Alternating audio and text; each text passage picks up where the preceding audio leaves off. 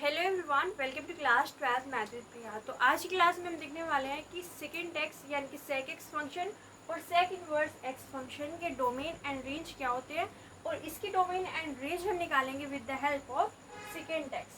तो इसका ग्राफ भी हम डिस्कस करेंगे और इसकी हेल्प से हम सेकेंड इनवर्स एक्स का भी ग्राफ ड्रॉ करेंगे। तो यहाँ पे देखिए, सबसे पहले सेकेंड फंक्शन का ग्राफ कैसा होता है। तो यहाँ पे हमारे पास है एक्स एक्सिस और ये है वाई एक्सिस। अब आपको क्या करना है, वैल्यू पुट करके हमें ग्राफ को ड्रॉ करना है। तो यहाँ पे क्या करेंगे, हम एंगल्स ले लेंगे 0, π/2, 3π/2, 2π, इस तरीके से हम एंगल्स लेंगे और इधर भी हम इस तरीके से एंगल लेते हैं। अब यहाँ पे सेक 0 क्या होता है, सेक 0 की वैल्यू होती है 1, तो हमें यहाँ पे एक पॉइंट मिलेगा 1। ठीक है, अब यहाँ से 0 पे क्या मिला एंगल 1, 0 एंगल पे क्या मिला 1। अब π/2 पे क्या होता है, अनडिफाइंड, तो यानी कि सेक π/2 अनडिफाइंड हो जाएगा। तो ये जो है ग्राफ यहाँ पे टच नहीं करेगा। इसके बीच की वैल्यू कैसी होगी, इंक्रीजिंग होगी कि डिक्रीजिंग होगी, ये कैसे पता चलेगा। तो सेक 0 तो 1 होता है। अगर हम सेक 60 डिग्री की वैल्यू निकाले तो वो होती है 2, यानी कि ये 1 से 2 तक इंक्रीज किया है। ये 1 से 2 तक इंक्रीज हो रहा है, यानी कि ये ग्राफ यहाँ से यहाँ तक इंक्रीजिंग होगा। तो यहाँ पे 0 पे 1 मिला, π/2 पे अनडिफाइंड हो गया और वैसे ही क्या हो रहा है, इंक्रीज। अगर हम इसके नेगेटिव एंगल्स लेंगे तो हमें नेगेटिव वैल्यू मिलेगी। तो ये हमें कुछ इस तरीके से मिलेगा। अब यहाँ पे आइए, फिर से हमें क्या देखना है। यहाँ पे देखिए, सेक पाई क्या हो जाएगा -1, तो ये पॉइंट मिलेगा। अब इसी तरीके से 3π/2 पे भी अनडिफाइंड हो जाएगा और यहाँ पे π/2 पे भी अनडिफाइंड होगा।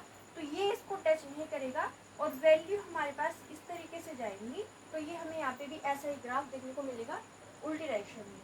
तो यहाँ पे 3π/2 पे फिर अनडिफाइंड हो जाएगा, तो ये इस तरीके से ग्राफ जाएगा। ठीक है, तो ये ग्राफ हो गया हमारे पास सेकेंड एक्स का ग्राफ। ठीक है, अब यहाँ पे देखिए, इसकी डोमेन एंड रेंज हम यहाँ से निकालेंगे। तो डोमेन क्या होगी एंड रेंज क्या होगी। सबसे पहले डोमेन यहाँ पे हर एक रियल नंबर है, बट π/2 उसमें नहीं होना चाहिए, मतलब π/2 का मल्टीपल उसमें नहीं होना चाहिए, क्योंकि वहाँ पे अनडिफाइंड हो रहा है, तो हम उसको नहीं लेंगे।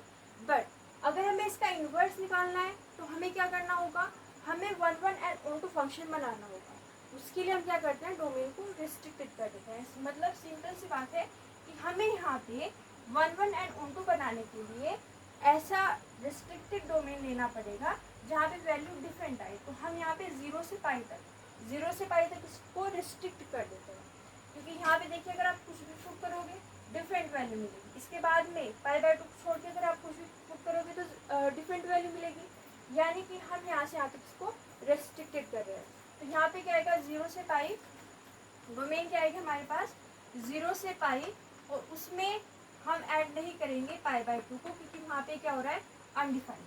ओके, अब रेंज, तो रेंज क्या आ रही है हमारे पास, देखिए -1 और 1 के बीच में हर जगह ये यहाँ पे क्या मिल रहा है, खाली मिल रहा है।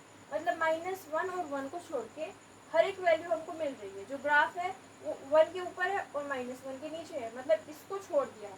तो रेंज क्या मिलेगी हमें, r यानी रियल नंबर, और उसमें से सब्ट्रैक्ट कर दीजिए -1 to 1। ये इंटरवल नहीं है, बाकी सब रियल नंबर है। तो इस तरीके से डोमेन एंड रेंज हमने निकाली। अब इसकी डोमेन एंड रेंज हम निकालेंगे, तो उसके लिए क्या करेंगे, इसको इंटरचेंज कर देते हैं। रेंज है वो यहाँ पे क्या बन जाएगी, डोमेन। जो डोमेन है वो यहाँ पे क्या बन जाएगी, रेंज। अब हम यहाँ पे लिख देते हैं इसकी डोमेन। तो डोमेन क्या मिलेगी, r -1 to 1। ओके, एंड जो रेंज आएगी वो क्या आएगी, वो आएगी जो यहाँ पे डोमेन है, यानी कि यहाँ पे ये आएगी। इसको थोड़ा सा कर देते हैं। ओके, थोड़ा सा इधर लिख देते हैं इसको। रेंज जो आएगी हमारे पास वो क्या आएगी, 0 to पाई माइनस यहाँ पे क्या आएगा, π/2। ओके, ये कैसे आ गया, इसको इंटरचेंज कर दिया गया। ग्राफ कैसे मिलेगा इसका, जो x एक्सिस है वो y एक्सिस बन जाएगी और जो y एक्सिस है वो बन जाएगी x एक्सिस। तो बस हमें यहाँ पे x और y एक्सिस को इंटरचेंज करना है, तो सेक इनवर्स x का ग्राफ भी यहाँ पे मिल जाएगा। तो यहाँ पे हमने डिस्कस किया सेकेंड एक्स, उसकी डोमेन एंड रेंज कैसे निकाली। यहाँ पे 0 से पाई इंटरवल लिया, क्यों लिया, रेस्ट्रिक्टेड डोमेन ली। उसमें से π/2 सब्ट्रैक्ट क्यों किया, क्योंकि वहाँ पे अनडिफाइंड हो रहा है। रेंज में रियल नंबर में से ये क्यों सब्ट्रैक्ट हुआ, क्योंकि यहाँ पे हमें रेंज ये नहीं मिल रही है, इसको छोड़ के सारे रियल नंबर है।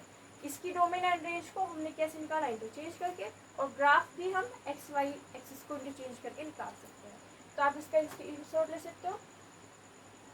ओके, तो ये हो गया हमारे पास सेकंड फंक्शन। अगली क्लास में हम कोसेक एक्स फंक्शन को डिस्कस करेंगे। अगर आपको हमारी वीडियो अच्छी लगी है तो लाइक कीजिए, शेयर कीजिए, हमारे चैनल को सब्सक्राइब कीजिए। Thank you so much for watching.